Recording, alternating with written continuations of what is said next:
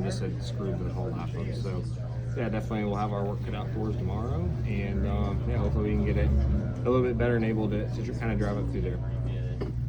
How about the additional horsepower? Did you feel that at all? No, not really. It feels relatively the same to me. I think some of it is, they changed the gear, so yeah, not a ton different. Maybe tomorrow, late run, you'll be able to feel a little bit of a difference, but yeah, so far it's not felt as drastic, right? Like Phoenix, after practice, you could tell there's a huge difference. Where here, I haven't quite had that thing. How hard is it to find a rhythm here in Martinsville? It just depends on your car. If your car's really good, I think it's one of the easier places just because it kind of does what you want it to do. And yeah, when you're off, it's hard to find a rhythm just because your car's not wanting to do anything that you want it to do. And yeah, you're just trying all kinds of different stuff. So yeah, when your stuff's right, it's really easy, I feel like, to get in a rhythm here. But when you're off, it's a hard place because there's nowhere tight.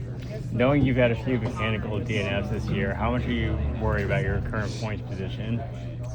I mean, look, would obviously love for it to be better, but I saw a thing earlier today where we only have 26 less points than what we had last year at this point of the season. We ended up the regular season, I think, last year 5th or 6th. So, yeah, just, the speed's been there. It'd be one thing if we were 20th on back every week from a speed standpoint, but we've been in the mix in the top 3 every time we've had something happen. So, yeah, I'm still confident.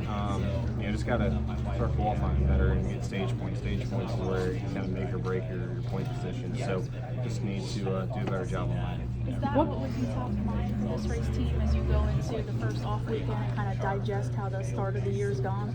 Yeah, I think just trying to execute the weekends, whether it's qualifying or, race finish or, obviously the mechanical stuff's kind of out of our control. But yeah, I think just executing weekends, and last weekend was a great example. I'm going to run 5th and I just make a stupid decision with 2 to go and kind of crash myself and run 12th. So yeah, just executing weekends from start to finish, I would say, is the biggest thing for us.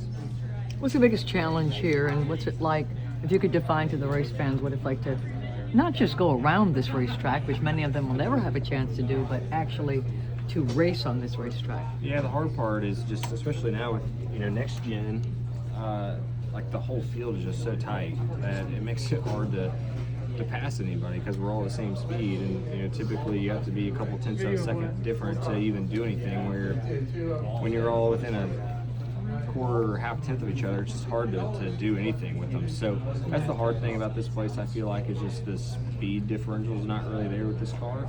I do think that horsepower will hopefully help out a little bit tomorrow, but yeah, that's the hard part about this place, is it's just really, really hard to pass, given this car that we currently run here. So it makes it challenging. How long do you think it'll be before the best drivers in the world kind of get better at it, and then it becomes different?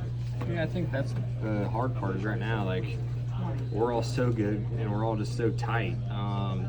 Where before your car is all handled so differently and the gap was bigger in the field, that it wasn't uncommon to have say 4 tenths of a second from 1st to 15th in qualifying. Now it's 4 tenths from 1st to dead last. So it just makes it where when the cars are that tight, it just makes it really difficult for us to really separate ourselves from each other.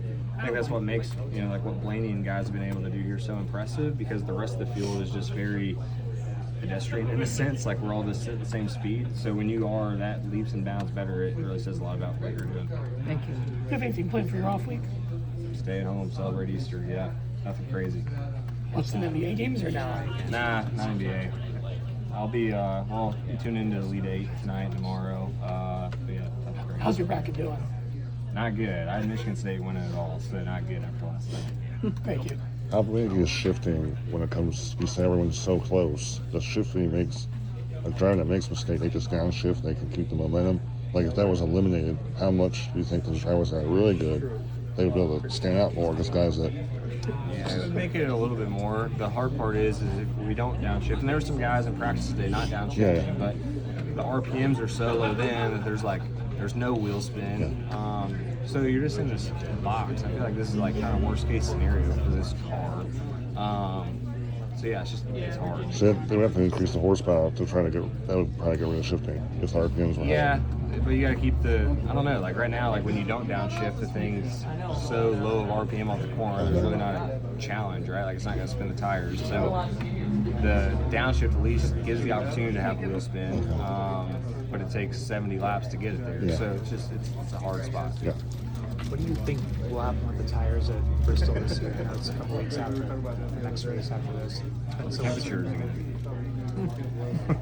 Because I feel like that's been the big ingredient is what temperature it is. So, yeah, I mean, it wouldn't surprise me if we have the same type race, but it also wouldn't surprise me if we go there and it's 90 degrees. I don't think it'll look like that at all. It seems like the one difference maker has always been what temperature it is outside. So, yeah, until the meteorologist says what temperature it is, I think that's going to be hard for the teams to kind of know what to expect. And next week at Rockingham is going to be a big story with Cletus trying to get himself approved for the next level. What do you think he needs to go and do there, like, and drive with his level of experience to show people, like, hey, I can do I this? think just run on laps, first off. You have to run on the laps. You know, I think in a perfect world, you need to not be more than a lap or two down. Like, you can't go there and run on the lap speed 10 laps down, right? Like, I think you have to be at least in the mix from a speed standpoint, especially in an RCR car, right? So I think the biggest thing for him is just running all the laps. And Rockingham's a hard place to go and not, you know, get tore up, and especially just, you know, he doesn't know what he doesn't know yet, right? And dirty air and all those things at Rockingham are going to be really hard to deal with. So I think the biggest thing for him is just having a smooth, clean weekend. He's going to be a part of the conversation just because of who he is, but try to be out of the conversation as far as on the racetrack goes. If he does that, I think he'll be in a good spot. Other than the finish, what would impress you if Cletus does there? I mean, if he doesn't get in trouble, but doesn't have a great finish, would drivers be impressed? Yeah, I think just you know, being relatively in the ballpark from a speed standpoint would be impressive. Just with, I mean, he has hardly any experience, right? And he's going to be in a really good race car, but you know, still with that lack of experience, it's hard to go and race with those guys that do it, you know, time in and time out. So yeah, I mean, truthfully, if he could be within I feel like he's going to have a second on what Austin Hill and Jesse Love are running in the same car, I think that would say a lot.